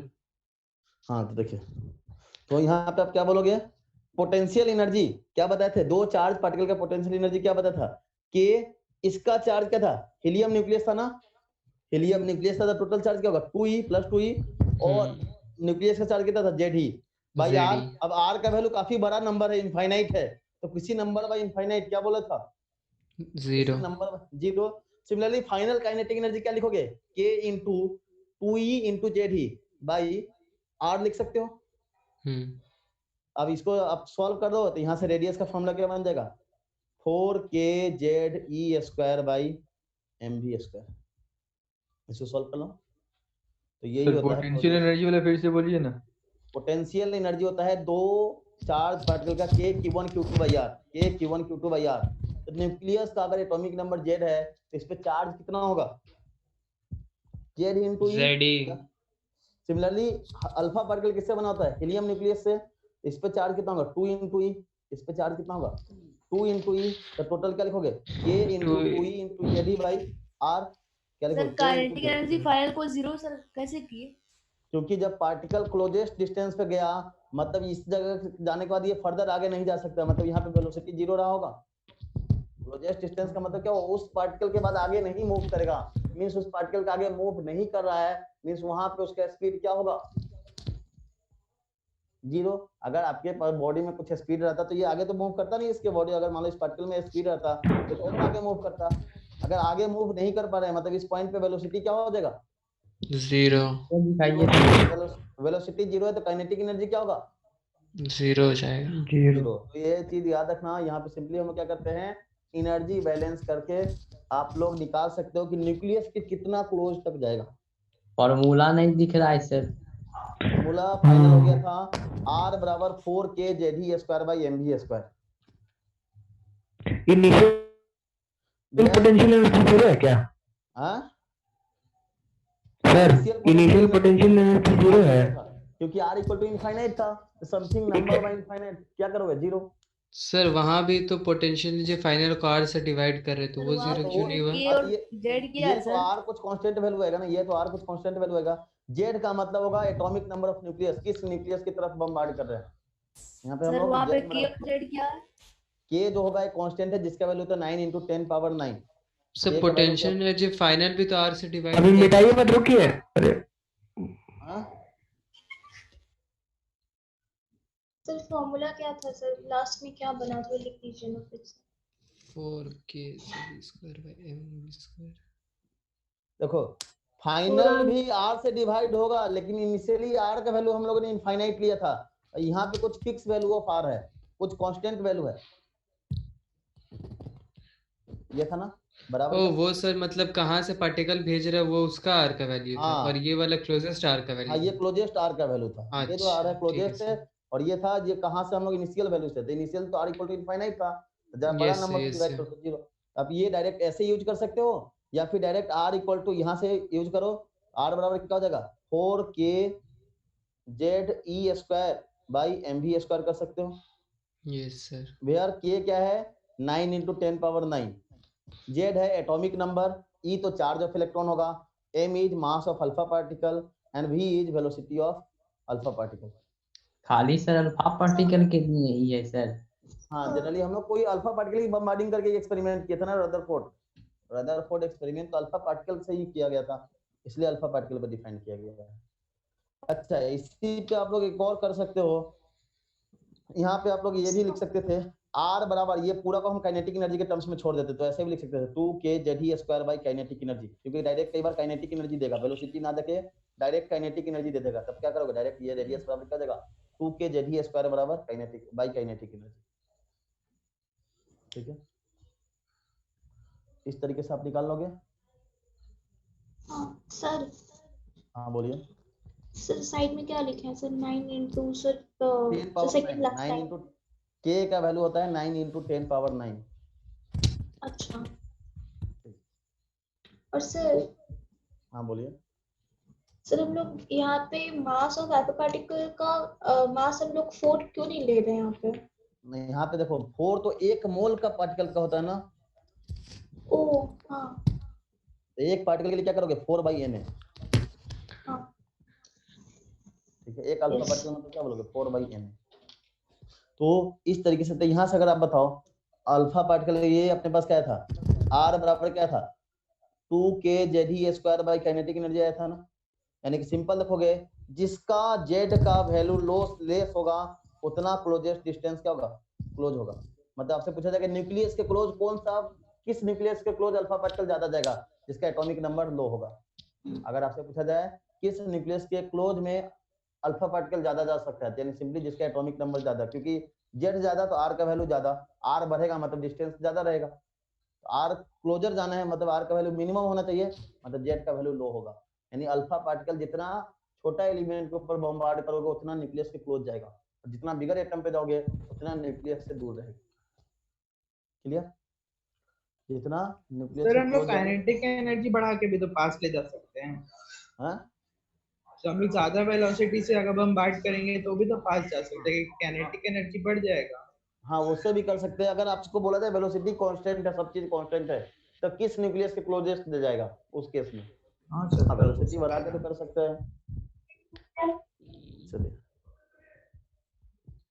चलिए ये हो गया। उसके बाद एक और जो आपका क्वेश्चन आएगा न्यूमेरिकल वाला टर्म्स, वो आएगा आपके पास क्लास 10th में छोटा सा वेव का प्रॉपर्टीज। वेव का प्रॉपर्टीज आप लोग वेव का प्रॉपर्टीज आप लोगों ने पढ़ा है। वेव क्या होता है? इस तरीके से रिप्रेजेंट करते थे ना। इसमें बताइए ये डिस्टेंस को क्या बोलते थे हम लोग? वेवलेंथ। वेव नहीं। ये क्या होता था? हाँ आपको आवाज कट रहा है। एम्पलीट्यूड। ये क्या होता था? एम्पलीट्यूड। एम्पलीट्यूड। ये होता था अपने पास वेवलेंथ। ठीक है, ये अपने पास क्या था? एम्पलीट्यूड था, ये था अपने पास वेवलेंथ था, राइट? तो और एक और चीज बताइए, इलेक्ट्रोमैग्नेटिक वेव का स्पीड क्या होता है? स्पीड ऑफ लाइट के बराबर, जो कितना होता है? 3 × 10⁸। तो आपसे पूछा जाएगा इलेक्ट्रोमैग्नेटिक वेव है तो ये क्या बोलोगे? 3 × 10⁸ रहेगा। स्पीड कितना रहेगा? 3 × 10⁸। और फ्रीक्वेंसी क्या होता था? फ्रीक्वेंसी क्या होता था वेव का? 1/t। 1/t, मतलब पर सेकेंड में कितना बार वेव ऑसिलेट करेगा? नंबर ऑफ ऑसिलेशन इन पर सेकेंड। 1/t।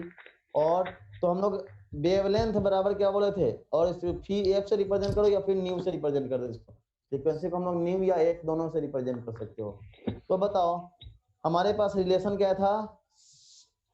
न्यू बराबर क्या था? सी बराबर था न्यू इंटू लैम्डा। यानी कि अगर अपने पास वेवलेंथ निकालना हो या फिर फ्रीक्वेंसी निकालना हो तो क्या बोलोगे?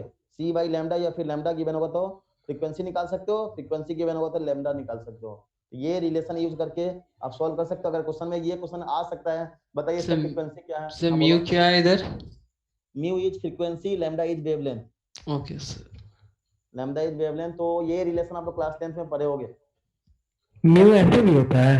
हाँ, न्यू? न्यू नहीं, न्यू। अच्छा, ठीक है, न्यू। तो ये रिलेशन आप लोग पढ़े हो। तो यहाँ से कई बार आपके पास क्वेश्चन आ सकता है कि जैसे बोल देगा क्वेश्चन में विविध भारती रेडियो चैनल है जिसका वेवलेंथ इतना है, बताओ उसका फ्रीक्वेंसी क्या होगा? या फिर कोई बोल देगा विजिबल लाइट, रेड कलर का लाइट का वेवलेंथ इतना है, उसका फ्रीक्वेंसी निकालना है। तो ये निकाल लोगे। इस टाइप का क्वेश्चन आएगा। सीपीटी में आ सकता है कि आपके पास कोई रेडियो वेव दे दिया, कोई माइक्रोवेव दे दिया, पूछेगा बताओ उसका वेवलेंथ क्या है, उसका फ्रीक्वेंसी। हाँ बोलिए। फॉर एग्जांपल अगर आपसे हम पूछ ले कि अगर बताइए रेड कलर का वेवलेंथ दे रखा है 7500 एंगस्ट्रॉम। रेड कलर का वेवलेंथ दे रखा है 7500 एंगस्ट्रॉम, इसका फ्रीक्वेंसी क्या होगा? ये लैम्डा दे रखा है, इसका फ्रीक्वेंसी क्या होगा?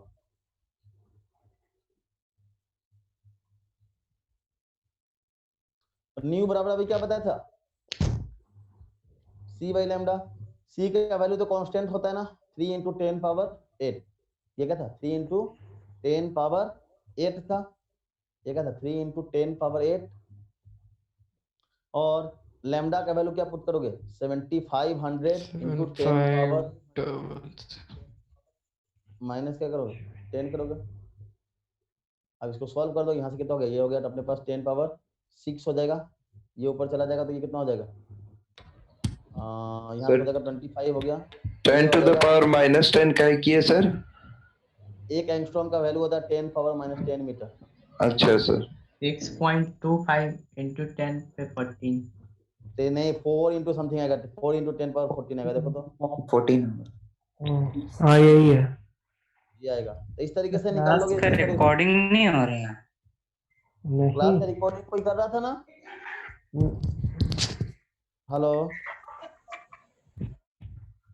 सर वो चला गया लगता है। हम अटेंड नहीं किए सर, हम बाहर, हमको क्या पता? दिखा नहीं रहा है इधर, कैसे कर रहा है? अरे कोई अरे वो अपना अपने फोन में पे होता है। कर रहा होगा। फोन स्क्रीन पे करेगा रिकॉर्ड तो कैसे दिखाएगा? फोन पे नहीं, लैपटॉप पे। जिस पे हो। स्क्रीन रिकॉर्ड करने के लिए किसी को बोला गया? सर कितना देर और कराएगा सर? चलो 10 आधा घंटा 15 मिनट और, ठीक है। नेट भी खत्म हो गया तो हाँ, चलो चलो। सर 10% चार्ज नेट खत्म हो गया, रुक रहा है सर, बार बार पॉज हो जा रहा है। चलो अब एक लास्ट टर्म से कुछ है वो यूज कर लेते हैं। वेव नंबर आपसे पूछ सकता है, यहाँ सबसे एक और क्वेश्चन पूछेगा वेव नंबर। तो वेव नंबर क्या होता है? 1 मीटर लेंथ में कितना पॉसिबल वेव आ सकता है, उसको बोलते हैं हम लोग वेव नंबर। 1 मीटर लेंथ में कितना पॉसिबल वेव आएगा, उसको क्या बोलते हैं हम लोग? Wave number. That means wave number को रिप्रेजेंट कैसे करते हैं? न्यू बार, और ये बराबर होता है 1/λ। ये बराबर क्या हो जाएगा? 1/λ। तो यहाँ से ये तीनों रिलेशन के बेसिस पे आपसे न्यूमेरिकल पूछ सकता है कि कोई लाइट दे देगा, पूछेगा इसका वेवलेंथ बताओ, इसका फ्रीक्वेंसी बताओ, इसका वेव नंबर क्या होगा, ये अरेंज करने के लिए क्वेश्चन आ सकता है। उसके बाद इलेक्ट्रोमैग्नेटिक वेव में जो इलेक्ट्रोमैग्नेटिक स्पेक्ट्रम है that is cosmic rays, gamma rays, X rays, फिर अल्ट्रावायलेट रेज, फिर विजिबल रेज, उसके बाद क्या था? Infrared, radio waves, microwaves. Microwaves, बहुत अच्छा। ये आपको पूछ सकता है। तो यहाँ से याद रखना, यहाँ से जब इधर की तरफ बढ़ोगे तो वेवलेंथ क्या होता है? बढ़ेगा, और फ्रीक्वेंसी क्या होगा? घटेगा। तो ये क्वेश्चन आपसे पूछ सकता है कि बताओ, अपने पास 4 ऑप्शन दे देगा, गामा रेज है, अल्ट्रावायलेट है, इंफ्रारेड है, रेडियो वेव है। पूछ लेगा बताओ वेवलेंथ किसका ज्यादा है। इसमें आपसे पूछ सकते हैं बताओ वेवलेंथ किसका ज्यादा है, या फिर आपसे पूछ सकता है कि वेवलेंथ किसका ज्यादा है। माइक्रोवेव। उसी तरीके से आपसे पूछ सकता है फ्रीक्वेंसी किसका ज्यादा है, तो यानी कि जो कॉस्मिक की तरफ होगा उसका फ्रीक्वेंसी ज्यादा होता है। जितना कॉस्मिक की तरफ उतना फ्रीक्वेंसी ज्यादा, जितना उसकी तरफ जाएगा सर कॉस्मिक रेज और गामा रेज तो एक ही है ना? नहीं, कॉस्मिक कॉस्मिक रेज अलग अलग चीज। गामा रेज होता है 10⁻⁻12 मतलब 12 के रेंज में, और कॉस्मिक रेज होता है 10⁻⁻15 के रेंज में वेवलेंथ। मीटर में सर? हाँ 10⁻⁻15 मीटर इसके रेंज में आता है वेवलेंथ, काफी छोटा होता है, ठीक है। तो ये था अपने पास अलग अलग मॉडल। अच्छा, यहाँ पे एक और आपसे क्वेश्चन पूछा जा सकता है। अगर आपसे ये क्वेश्चन बहुत कॉमन पूछता है कि रदरफोर्ड एटॉमिक मॉडल के अकॉर्डिंग न्यूक्लियस में न्यूट्रॉन कहाँ प्रेजेंट होता है? According to Rutherford atomic model neutron कहाँ प्रेजेंट होगा? Centre, middle, no centre, no comment, क्योंकि रदरफोर्ड एटॉमिक मॉडल आया था 1902 में, न्यूक्लियस डिस्कवरी हुआ था 1927 में। तो क्या वो बता सकता था न्यूट्रॉन कहाँ होगा? नहीं सर। नो मशीन के बारे में हमें पता ही नहीं। हमसे अगर पूछा जाए टाइम मशीन कहाँ बना है, तो कुछ बोल सकते हो क्या अभी? नहीं बोल सकते। वही वाला हाल था कि वो न्यूट्रॉन के पोजीशन को डिस्क्राइब नहीं कर पाए थे, ठीक है। और वो रदरफोर्ड अल्फा पार्टिकल तो सक्सेसफुल था कि नहीं था? रदरफोर्ड सक्सेसफुल था कि नहीं था?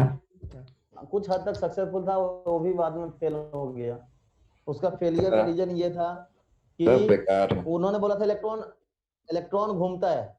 अब इलेक्ट्रॉन घूमता है तो इलेक्ट्रोमैग्नेटिक थ्योरी क्या बोलता है कि लाइट एमिट, मतलब जब भी कोई चार्ज पार्टिकल मूविंग होता है तो एनर्जी रिलीज करता है।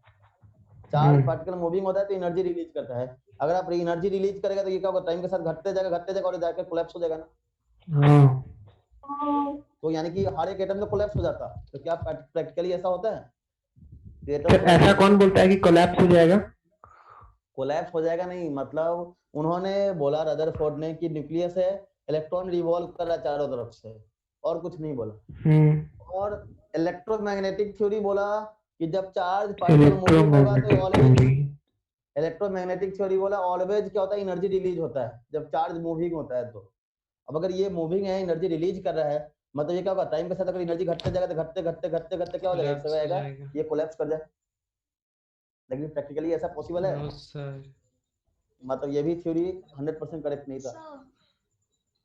हाँ बोलिए सर। आप ये क्या बोल रहे थे सर कि इंफ्रारेड, फिर उसके नीचे आता है उसके नीचे रेडियो, फिर माइक्रोवेव। देखो कॉस्मिक रेज सर लास्ट 3 को बताइए। कॉस्मिक था, गामा था, सर नेट प्रॉब्लम हो रहा है सर। कॉस्मिक था, गामा था, उसके बाद था तुम्हारे पास एक्सरेज, एक्स-रे, अल्ट्रावायलेट, फिर विजिबल, इंफ्रारेड, इंफ्रारेड, फिर रेडियो वेव और माइक्रोवेव। इसका ट्रिक एक बता देता हूँ। रीच, सर माइक्रोवेव पहले होगा ना? हाँ सॉरी, हाँ नहीं माइक्रो और रेडियो। तो इसको ऐसे याद रखो, रीच हाँ मैन, ये ठीक है।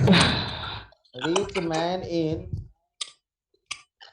Vagus, rich man in Vegas, rich man in Vegas use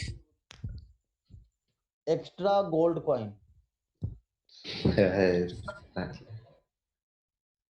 reach for radio, M for micro, infra मतलब infra, V for visual rays, use मतलब अल्ट्रावायलेट, एक्स से X rays, G for gamma, C for cosmic. ठीक है, इस तरीके से आप याद रख सकते हो। यस तो यहाँ इधर की तरफ जाओगे तो वेवलेंथ बढ़ेगा, इधर की तरफ अरे जाओगे तो यार इस तरीके से। अगर ये याद रखने में गड़बड़ होता है तो ऐसे याद रखो, reach man in Vegas use extra gold coin. हाँ सही है। रिवर्स क्यों हो रहा है? क्योंकि अभी हम लोगों ने रिलेशन बताया था ना, C बराबर न्यू इंटू लैम्डा, या फिर हम लोगों ने क्या बोला था, वेवलेंथ फ्रीक्वेंसी बराबर स्पीड बाई लैम्डा। ये तो कांस्टेंट होगा, तो यानी कि अगर ये बढ़ाओगे तो ये घटेगा, यस सर। लैम्डा बढ़ेगा तो फ्रीक्वेंसी घटेगा।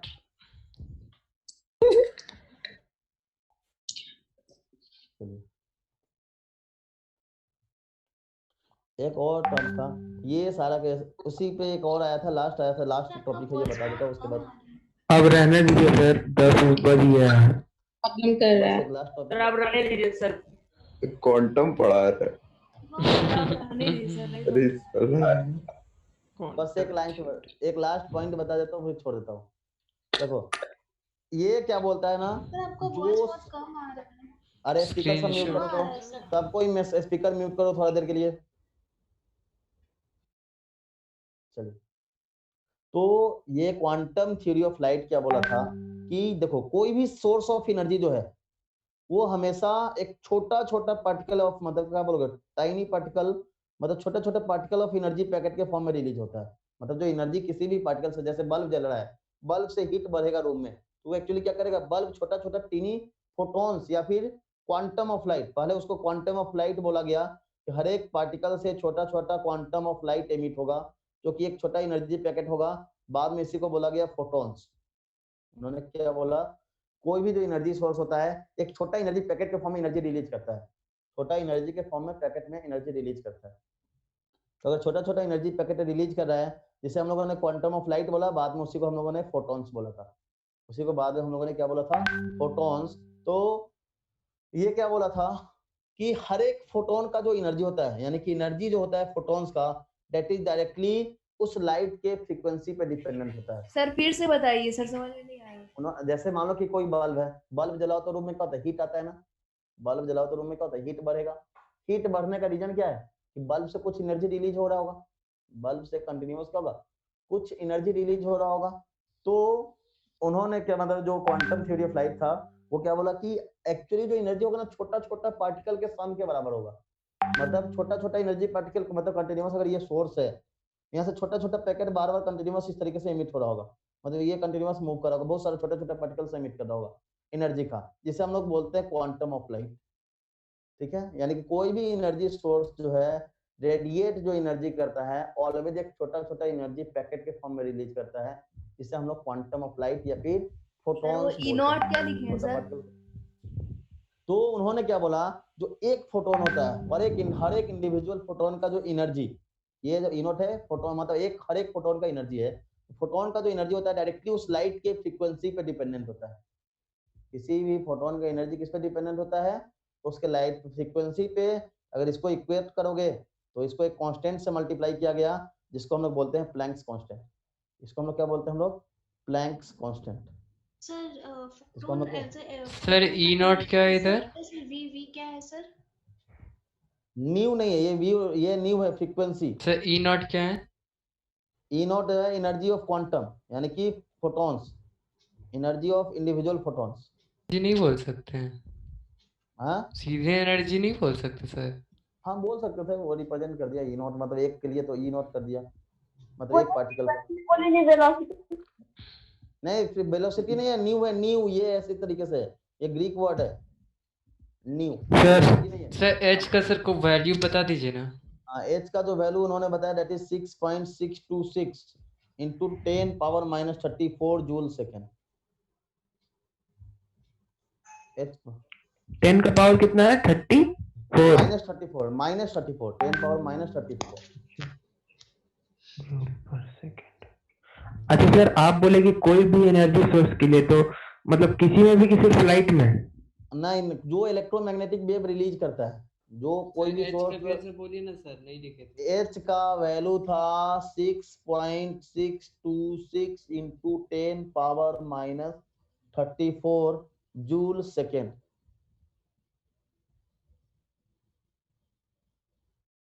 ठीक है, सर तो यानी कि हर एक फोटोन का एनर्जी क्या बोलोगे, h इंटू उसका फ्रीक्वेंसी, या फिर फ्रीक्वेंसी के जगह पे हम लोग क्या लिख सकते हो, c बाई लैम्डा, यानी कि किसी फोटोन का एनर्जी क्या होता है, hc बाई लैम्डा।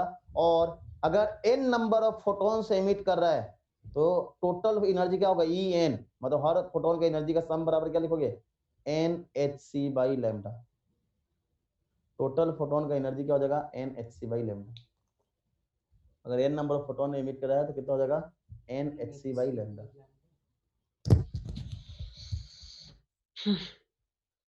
ठीक है, तो इस तरीके से आप अपने पास यहाँ से यूटिलाइज करने के लिए आ सकता है कि अपने पास बताओ एक बल्ब 10 जूल का है, 10 जूल एनर्जी रिलीज कर रहा है तो कितना फोटोन रिलीज कर सकता है। तो एच और सी तो सारा कांस्टेंट है, एच का वैल्यू कितना होता है 6.26 into 10 power minus 34 3 into 10 power minus 2। Sir last वाला वापस बताइए तो। n is number of photon.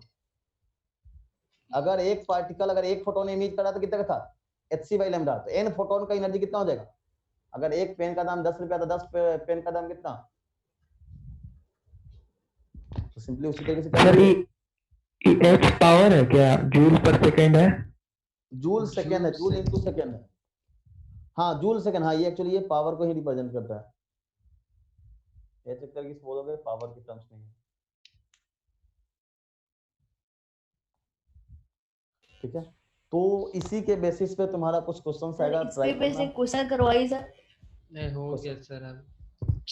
चलो देख हो लेते गया। हैं, बस लास्ट क्वेश्चन करा के छोड़ देता हूँ। मान लो कि एक रेड कलर का बल्ब है, रेड कलर का बल्ब है जिसका वेवलेंथ दे रखा है मान लो 7500 एंगस्ट्रॉम था ना।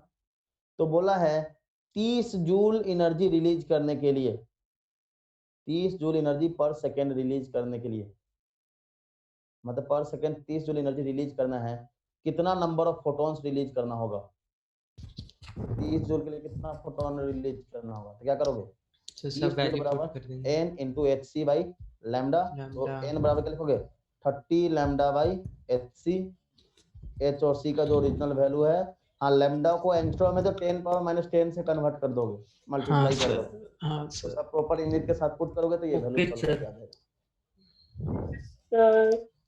सर नोट अरे अगला सप्ताह से थोड़ा सर हाँ अगला सप्ताह सर बोलिए। कल एकदम कहाँ से कहाँ तक आ रहा है, एकदम सटीक बताइए सर, बहुत कंफ्यूजन रहता है। क्वांटम थ्योरी ऑफ लाइट है, सॉरी ये वाला जो एटॉमिक स्ट्रक्चर वाला जो पार्ट बताया, एक बार इसको रिवाइज कर लेना। और ऐसे इसका हम ये नोट्स फोटो भेज देंगे, अभी टेम्परेरी हम फोटो सर अभी भेज देंगे। बाकी कितना रहा सर? ऑलमोस्ट पार्ट सीपीटी का कवर्ड हो गया है, लेकिन अगला हफ्ता हम 2 एक्स्ट्रा क्लास लेंगे ताकि बहुत सारा चीज आपको